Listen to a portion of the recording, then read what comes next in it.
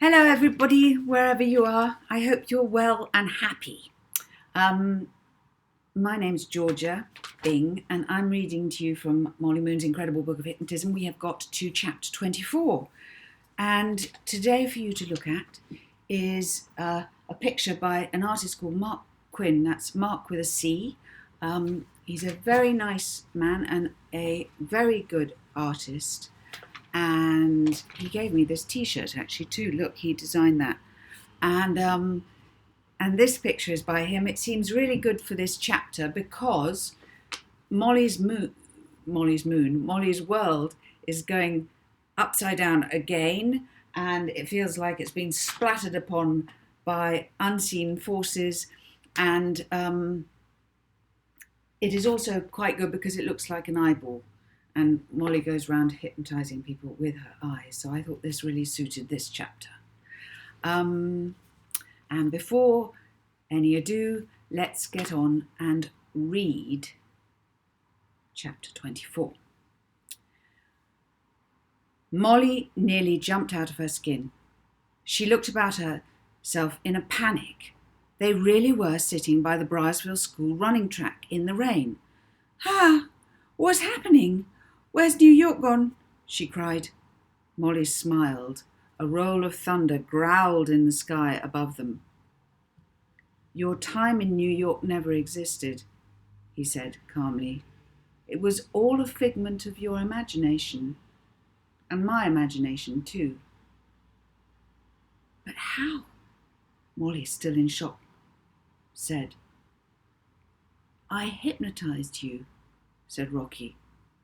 You hypnotised me, she said aghast. Yep. You hypnotised me, Molly repeated. But when?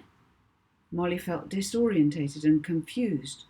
The rain started to get heavier. Rocky sighed apologetically. Sorry, but just now, here in Briarsville. You said, I hate this place. In fact, I can't think of a worse place to be in the world. My life is just horrible. Molly felt very mixed up. Did I? I can't remember saying that. You just said it at the end of our argument, said Rocky. What argument? Asked Molly, totally bewildered. Sorry, said Rocky. I'll have to make this clearer. You've been cross since this morning because Mrs. Toadley was nasty to you after the word test, and Miss Addison has been giving you punishments all week. You know, like cleaning the toilets with your toothbrush. But, said Molly, but I can't believe it's incredible. She couldn't find words as it began to sink in where she was in the world and when.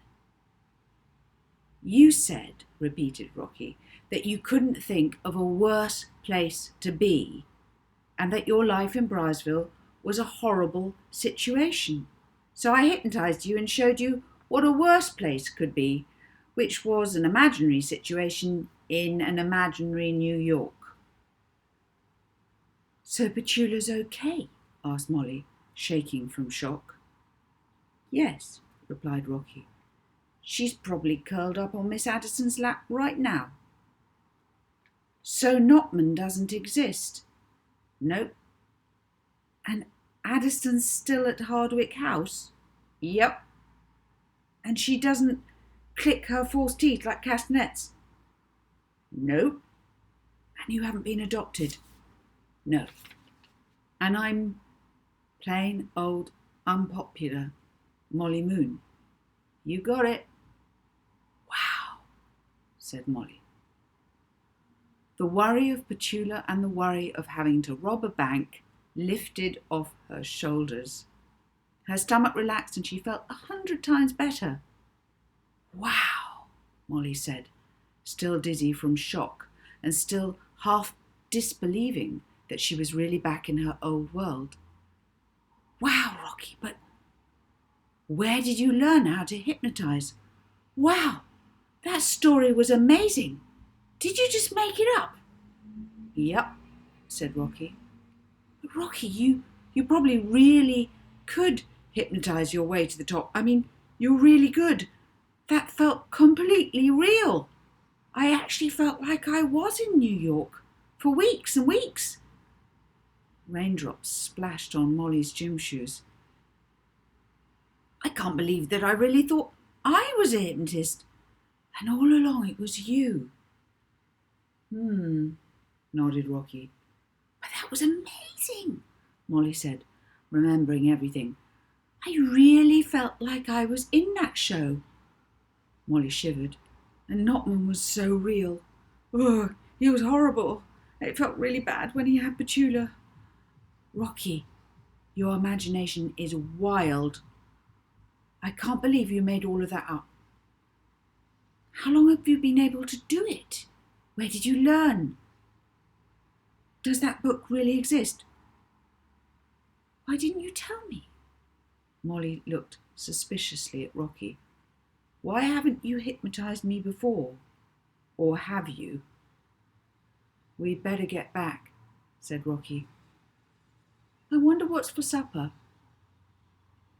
Probably Edna's fish and cheese sauce, said Molly, thinking of the food at the Bellingham, which in her imagination had been so delicious. Mind you, Rocky, there were lots of parts of that story that you told me that were really nice. Molly licked her lips. The food in the hotel was amazing, and that bedroom was so posh. Room service, I like room service, and I like the view from the hotel room, and even though I shouldn't have stolen Davina's part, I did like being in Stars on Mars. I liked New York. Oh, and I really liked having money. Molly laughed. It would have been lovely if it was all true, with just Notman cut out of the story. I mean, he spoiled everything, although I suppose I was starting to feel a bit guilty for being such a fake. But otherwise it was pretty good. Molly chuckled. Then there was a flash of lightning, and Rocky clapped his hands again. That is the end of chapter 24. See you next time. Until then, happy hypnotising. Bye.